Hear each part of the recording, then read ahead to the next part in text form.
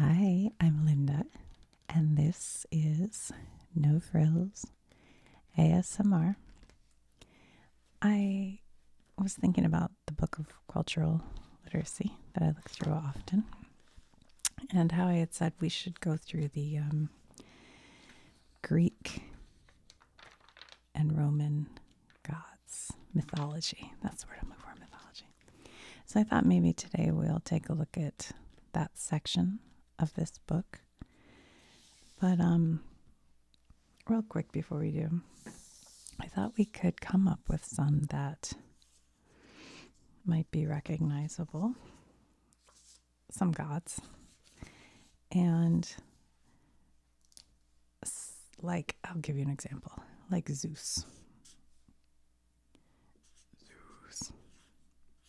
We all know Zeus. Now, Zeus is a Greek god, and the Greeks were around before the Romans. The Greeks had a ancient culture that was extremely well educated. And then I think it started, I won't go into the details because I don't know them. But the Greeks, I think, started to sort of slow down. I don't know. And then the Roman culture came in. And there was like a battle of Corinth or something between the Greeks and the Romans and the Macedonians and the Helatians. I don't know. But anyway, so eventually the Roman culture became the main culture. But they still were very interested in a lot of what the Greeks had done with space and sciences. And, they really used a lot of what the Greeks had learned to advance their culture. But one of the other things is their gods, the Greek gods. So the Greeks had Zeus as like their main, he was like the daddy of the gods. And the Romans had very similar gods, but gave them different names. So the Romans called Zeus Jupiter. Now, I may not be explaining this exactly correct. It's been 30 years since I was in college and took a course, one class on mythology. But this is how I remember it. But if you're really interested, I'd go search it out and look it up, and you can find out all kinds of information. Another Greek god that a lot of people are familiar with is the god Poseidon.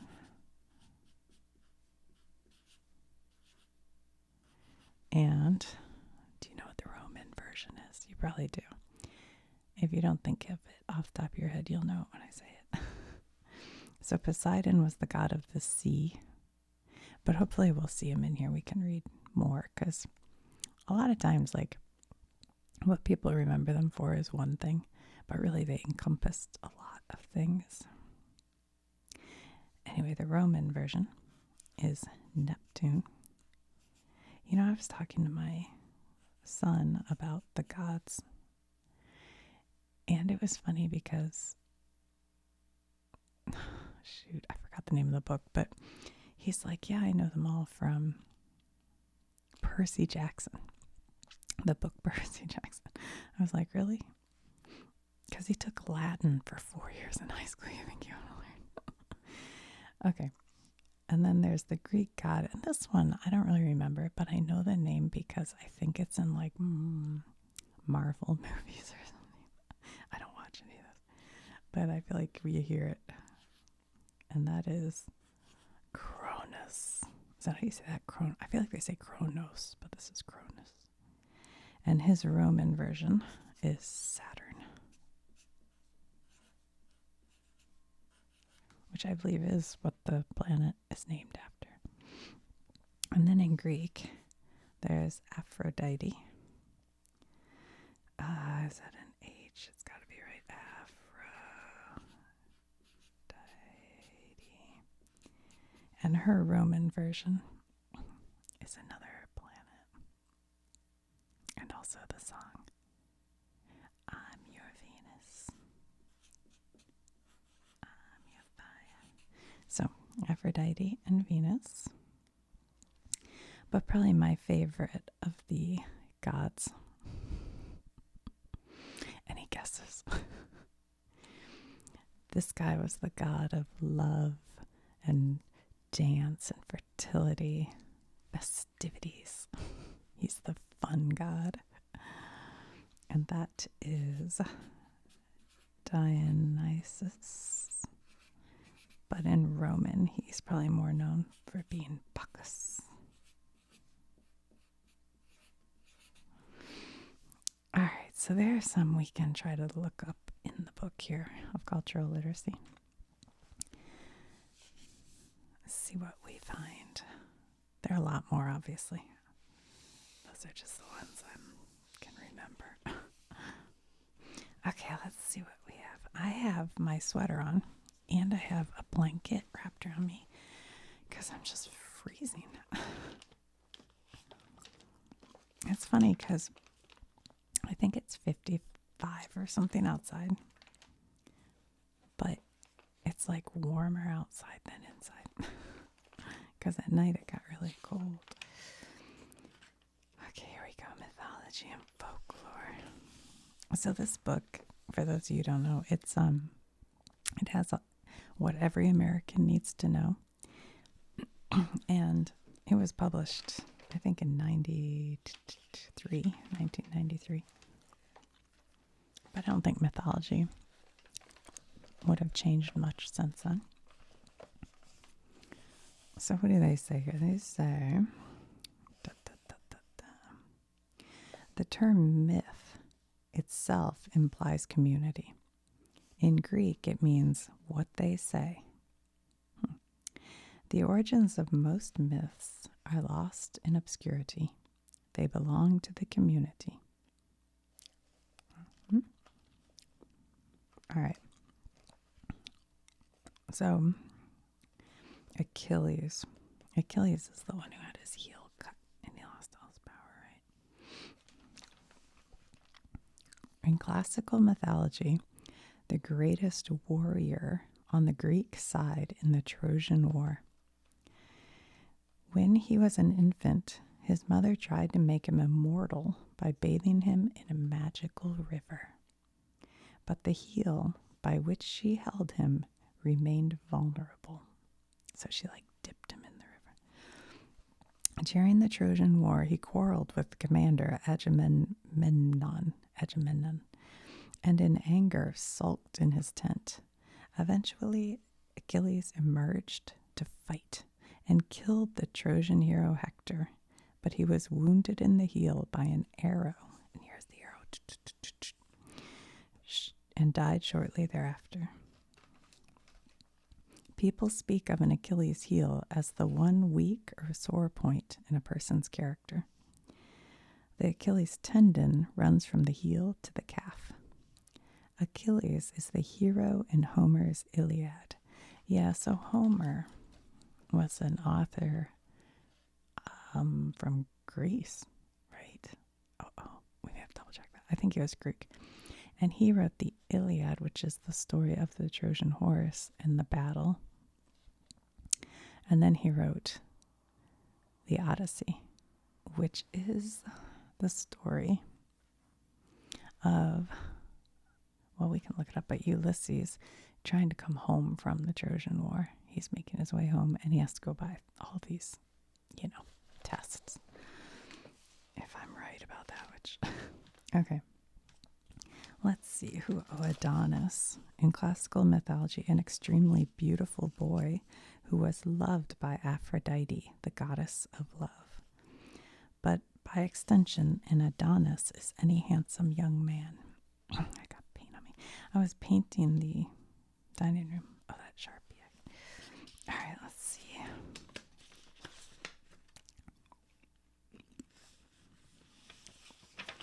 Here's Aphrodite. Roman name Venus. It says right there. The Greek and Roman goddess of love and beauty, the mother of Eros and Aeneas, in what may have been the first beauty contest. Paris awarded her the prize, the Apple of Discord, choosing her over Hera and Athena as the most beautiful goddess. See Judgment of Paris. She was thought to have been born out of the foam of the sea and is thus often pictured rising from the water, notably in The Birth of Venus by Botticelli. Here she is right here, looking beautiful. Apollo. Oh, we forgot Apollo. The Greek and Roman god of poetry, prophecy, medicine, and light.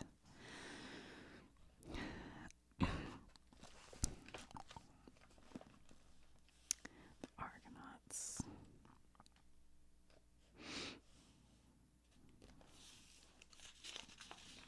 Athena. Roman name Minerva. The Greek and Roman goddess of wisdom.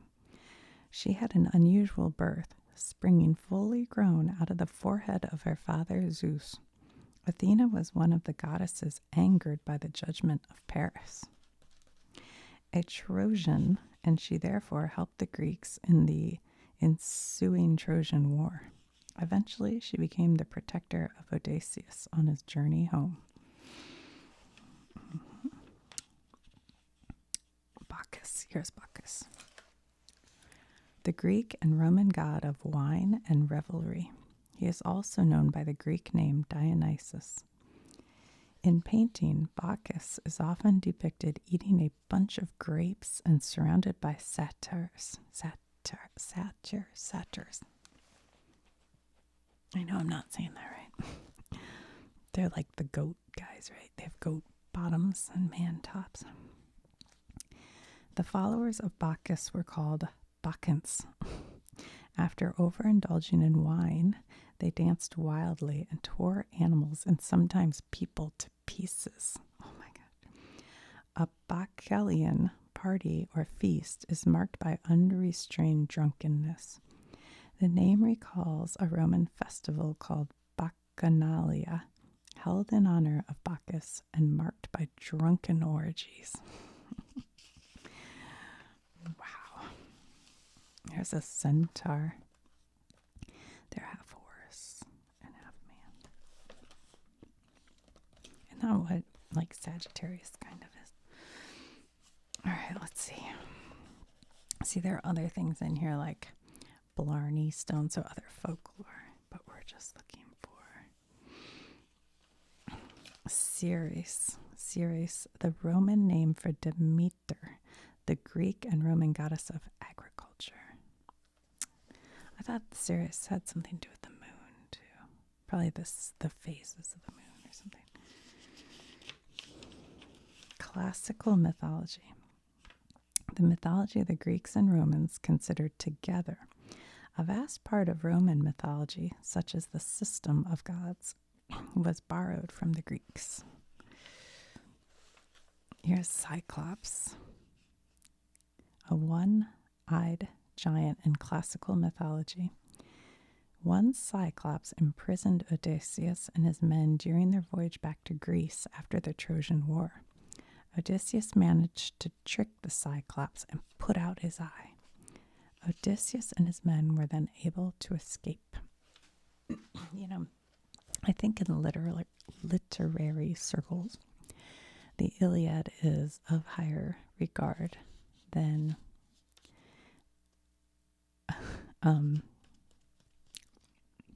the other one. The other one that I already said.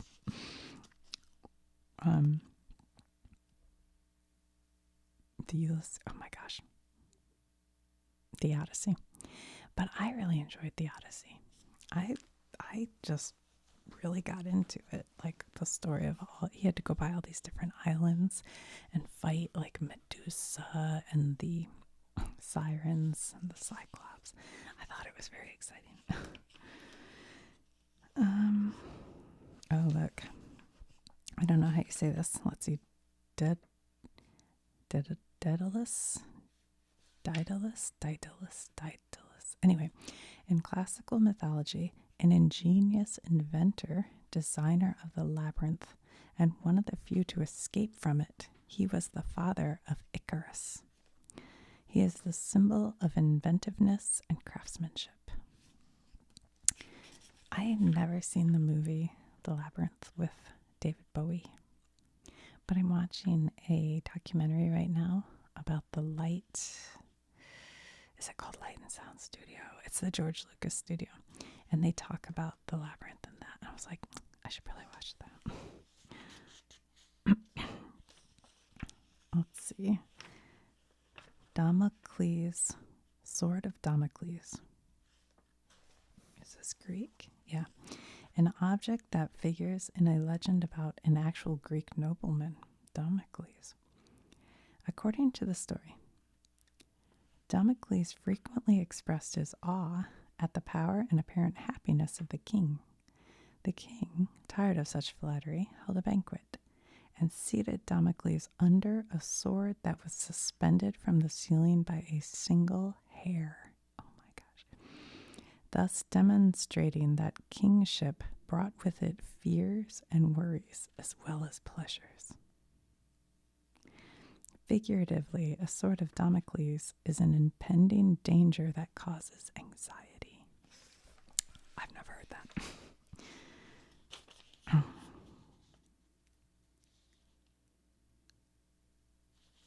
What is this? Damon and Pythias. Pythias. Damon and Pythias. In a Greek legend, two friends who were enormously loyal to each other. When the tyrannical ruler of their city condemned Pythias to death, Pythias pleaded for time to go home and put his affairs in order.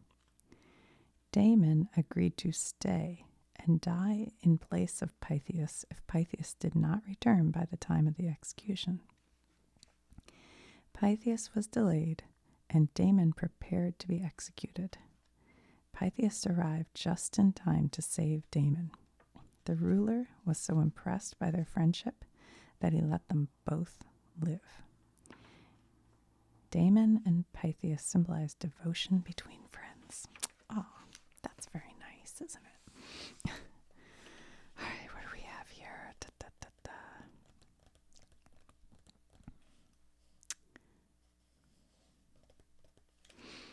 Well, Delphic Oracle, the most famous oracle in Greece, and the location of the Temple of Apollo. It was also known as the Oracle of Delphi. At the oracle, a priestess went into a trance, supposedly breathed vapors from a cleft in the rocks, and delivered messages from Apollo to persons who sought her advice. These messages were often difficult to interpret. Delphic utterance is a speech that is obscure or ambiguous. And here they talk about Demeter, who is Ceres, who we already, the Greek and Roman goddess of grain, agriculture, and the harvest. The story of Demeter and her daughter Persephone, I think is how you say her name, explains the cycle of the seasons. When Persephone was carried off to the underworld by Hades, Demeter was so forlorn that she did not tend the crops, and the first winter came to the earth. Eventually, Zeus allowed Persephone to rejoin her mother for 2/3 of every year, and thus the cycle of the seasons began. Yeah, that's one thing with the, thought behind why all these gods became a belief system, was trying to explain things that were kind of unexplainable, certainly at that time, maybe still, So like in a effort for the wise men to explain the seasons, they, came up with a story to go around it. Diana, the Roman name of Artemis, the goddess of the hunt and the moon. Okay, so Diana's the moon. Dido, in Roman mythology, the founder and queen of Carthage in North Africa. She committed suicide in grief over the departure of her lover, the hero Anias? I don't know. Okay, here's Dionysius, the Greek name for Bacchus. Yep. Donald Duck. That's not Greek or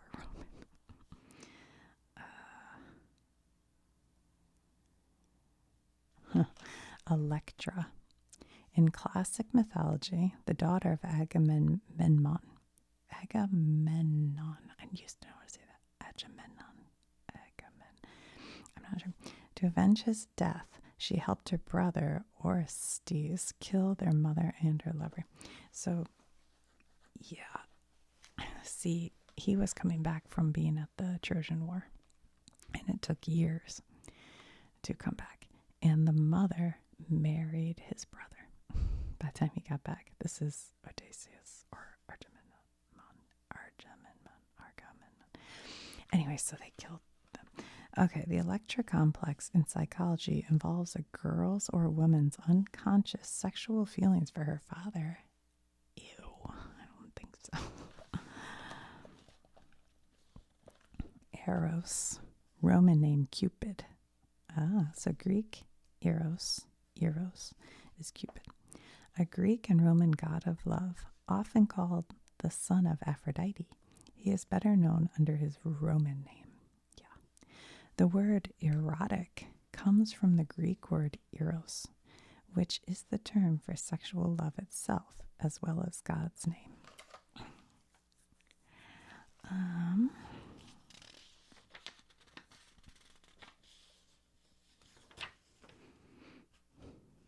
I can't help thinking about just reading that because I had a guy in the comments who got mad at me for a thing that I said that had any kind of sexual connotation. And he's like, aren't you a mother? Like, does that exclude me from having sexual connotations?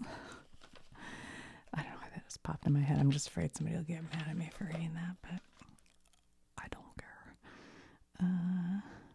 Hades, the Greek and Roman god of the underworld and the ruler of the dead, also called Dis. The underworld itself was also known to the Greeks as Hades. Yeah. The Greek and Roman underworld later became associated with the hell of Christianity, as in the expression hot as Hades. Yeah, I think it might be interesting to look into that there's a lot of Christian beliefs that stem from Greek because the Romans started the Catholic Church. I don't know how all that worked. I'd have to look into that. Let's see. Helen of Troy. In classical mythology, the most beautiful woman in the world, a daughter of Zeus by Leda. Her abduction by Paris led to the Trojan War. Helen's was the face that launched 1,000 ships. The entire Greek army sailed to Troy to get her back. Wow.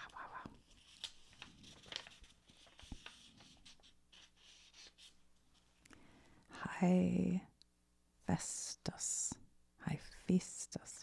the Greek name of Vulcan, the Greek and Roman god of fire and metalworking. Hercules, one of the greatest heroes of classical mythology. He is supposed to have been the strongest man on earth. He was renowned for completing 12 seemingly impossible tasks. The labor of Hercules. One of these labors was cleaning of the Augean stables. Another was killing of the 9-headed Hydra. Hercules was the son of Zeus. I think this probably would have been before the cartoon, Disney Hercules came out. But that one has a pretty great, him cutting off all this. Hermes, Roman name Mercury. The messenger god of classical mythology. He traveled with great swiftness, aided by the wings he wore on his sandals and his cap. Hermes was the son of Zeus and the father of Pan.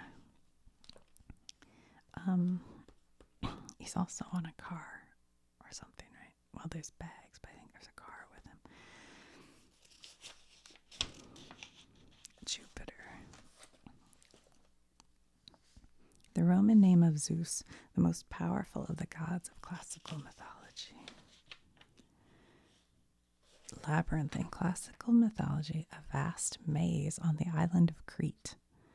The great inventor, how do we say that? Daedalus designed it, and the king of Crete kept the Minotaur in it. Very few people ever escaped from the labyrinth. One was Theseus, the killer of the Minotaur. He unwound a ball of string as he passed through, and then he retraced his steps by following the string backwards. Daedalus, also imprisoned in the labyrinth, escaped with his son Icarus by making wings and flying over the top of the walls. Icarus. There's a documentary about Russian drug of athletes, drugging their athletes, called Icarus, I think. Is that right? I think that's right. Oh, I used to love. Ooh. So I think part of why I like this stuff, there was a movie that they used to play in the 70s that was probably made in the 50s or 60s. And it was, Odysseus on his ship and he had to go fight all that. I was like so into that. And I remember Medusa so clearly. I think I was even Medusa for Halloween one year. Let's see.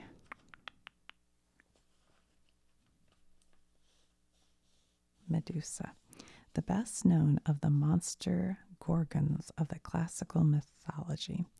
People who looked at her would turn to stone. A hero, Perseus, I guess that's what it is, Perseus, I keep getting the names mixed up, was able to kill Medusa, aiming his sword by looking at her reflection in a highly polished shield. Yeah. Oh, it's good. Here's a painting of Medusa's head by Caravaggio. Minerva, the Roman name of Athena, the Greek and Roman goddess of wisdom. Oh, this is what I'm looking for. Minotaur. He's the one who was in the labyrinth. In classical mythology, a monster, half man and half bull. That's why I couldn't remember. The Minotaur was born to the queen of Crete, Pasiphae, after she mated with a sacred bull. The king Minos, to hide his shame, had Daedalus construct the labyrinth in which to hide the monster. Minos then forced the Athenians to send as tribute 14 of their young people, 7 men and 7 women, to be locked in the labyrinth for the Minotaur to eat. Oh my goodness. To stop the slaughter, the hero Theseus volunteered to enter the labyrinth and fight the Minotaur. On the instructions of the king's daughter, Theseus brought in a ball of thread, which he unwound as he went through. He found the Minotaur, killed it, and then used the thread to find his way out of the maze. But did he save all those people? Oh, here's Narcissus. A beautiful youth in classic mythology who fell in love with his own reflection in a pool. Because he was unable to tear himself away from the image, he wasted away and died. He just stared at himself that long. Okay, Odysseus. Roman name Ulysses. I'm getting this confused. Odysseus. Hold on. So Greek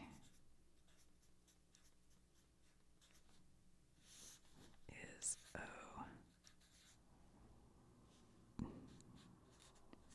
Odysseus. And Roman is, what did I just say? Ulysses.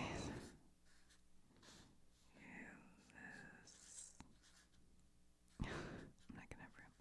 But what was the name I just a minute ago read? about Medusa. Perseus. Who is Perseus then? I thought it was one of these two fought. Maybe I'm getting my stories confused. Apologies. Look that up. Okay. Odysseus, a Greek hero in the Trojan War. Odysseus helped bring about the fall of Troy by conceiving the ruse of the Trojan horse. After Troy was ruined, Odysseus wandered for 10 years trying to return home, having many adventures along the way. Yes, the story of Odysseus' journey home is told in the Odyssey of Homer. By extension, an odyssey is any long and difficult journey or transformation. Yes. Okay.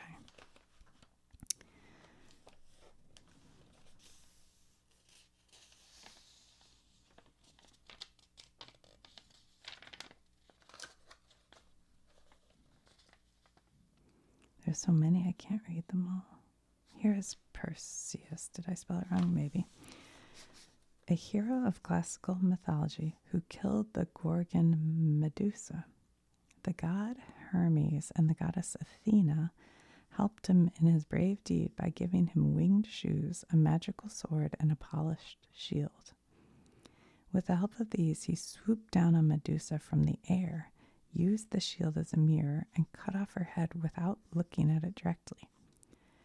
For anyone who looked at the Gorgon turned to stone. I must just have my stories mixed up. So Medusa maybe wasn't. I thought on the way home they had to go to all these islands, and I thought Medusa was one of them that they passed. But maybe my memory is wrong. Poseidon, the Greek name for Neptune, the Greek and Roman god who ruled the sea.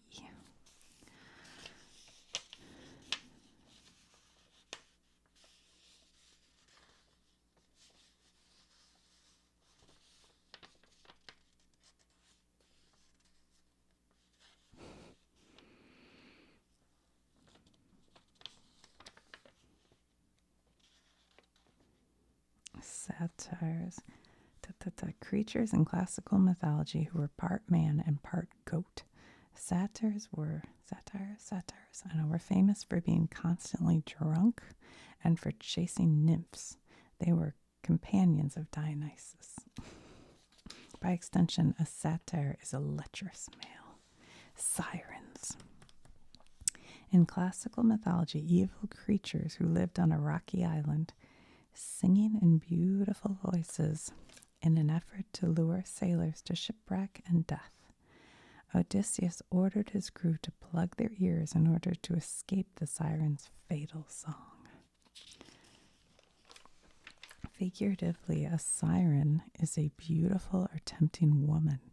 A siren's song is any irresistible distraction. It's calling me like a siren's song. Styx. In classical mythology, one of the rivers of Hades, across with Charon or Charon, buried the souls of the dead. The gods occasionally swore by the river Styx. When they did so, their oath was unbreakable. Trojan horse. Okay, here's a picture of the Trojan horse coming in. An engraving after a painting by Henry Mote showing the Greek army emerging from the Trojan horse. In classical mythology, a large hollow horse made of wood used by the Greeks to win the Trojan War. The resourceful Odysseus had come up with the plan for the horse. The Greeks hid soldiers inside it, left it outside the gates of Troy, and set sail, apparently, for Greece.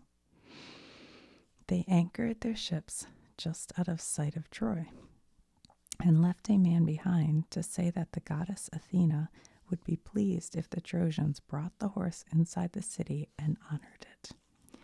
The Trojans took the bait against the advice of Cassandra and Laocoon. That night, the Greek army returned to Troy.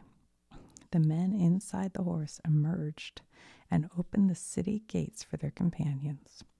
The Greeks sacked the city, thus winning the war. The story of the Trojan horse is a source of the saying, "Beware of Greeks bearing gifts."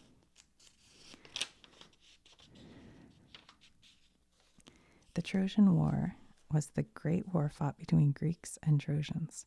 The Greeks sailed to Troy in order to recover Helen of Troy, the beautiful wife of a Greek king. She had been carried off to Troy by Paris, a prince of Troy. The fighting continued for 10 years while Achilles, the greatest warrior of the Greeks, refused to fight because he had been offended by the commander Agamemnon. Achilles finally took to the field and killed the greatest Trojan warrior, Hector. Having seriously weakened the Trojan defense, the Greeks achieved final victory through the ploy of the Trojan horse. They burned Troy to the ground and returned to Greece. My.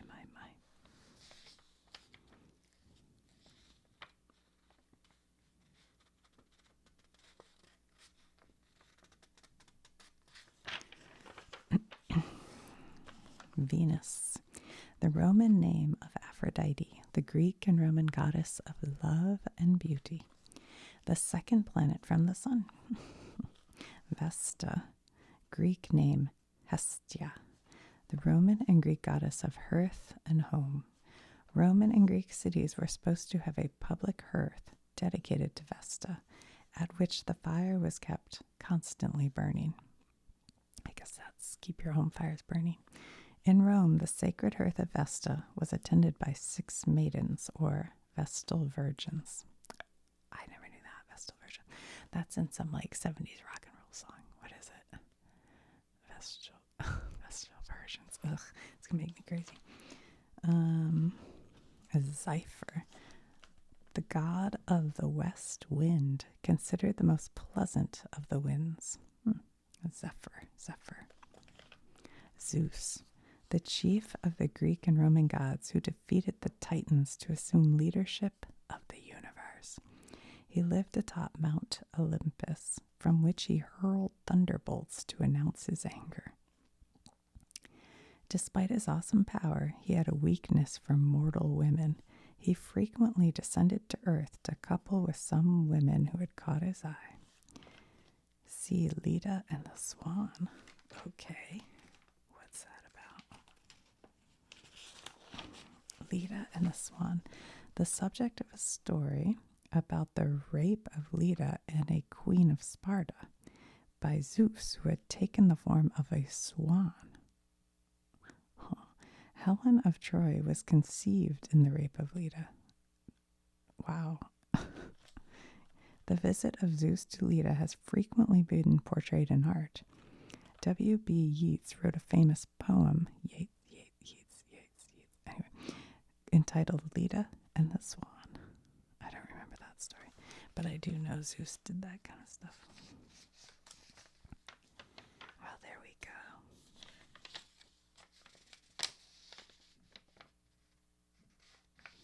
Parnassus, a mountain in Greece. According to classical mythology, it was one of the mountains where the Muses lived. The Delphic oracle was on one of its slopes. It is known as the mythological home of poetry and music. Parnassus.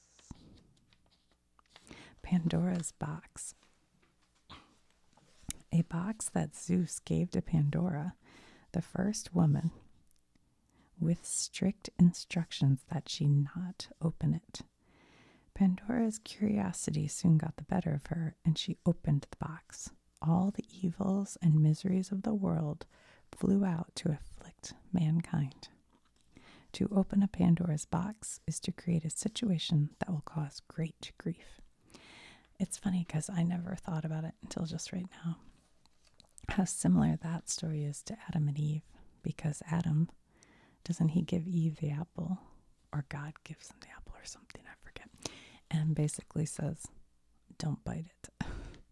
And she does, and that creates all evil and misery for the world, right? right? Should I look up Adam and Eve real quick?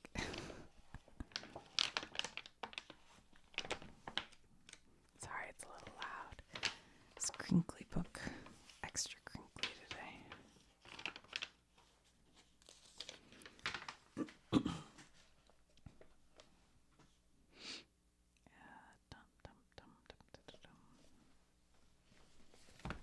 Page 2, 3, and 20. Adam and Eve in the Bible, the first man and the first woman. I should look up the apple, probably. The book of Genesis tells that God created Adam by breathing life into the dust of the ground. Later, God created Eve from Adam's rib. God placed Adam and Eve in the Garden of Eden, telling them that they could eat the fruit of all the trees in the garden, except fruit from the tree of knowledge of good and evil. Sorry. They lived happily until the serpent, Satan, tempted Eve to eat the fruit of the forbidden fruit. She ate and gave the fruit to Adam, who also ate. They immediately became aware and ashamed of their nakedness. Because of Adam and Eve's disobedience, God drove them from the garden into the world outside, where Eve would suffer in childbirth, and Adam would have to earn his livelihood by the sweat of his brow. The most dire consequence of Adam and Eve's disobedience was death. Dust thou art, said God, and unto dust shalt thou return. After their expulsion, Eve gave birth to sons, first Cain and Abel, and then Seth, and thus Adam and Eve became the parents of all mankind. Adam and Eve's sin and their consequent loss of God's grace and of the enjoyment of paradise is referred to as the fall of man, or simply the fall. Kind of similar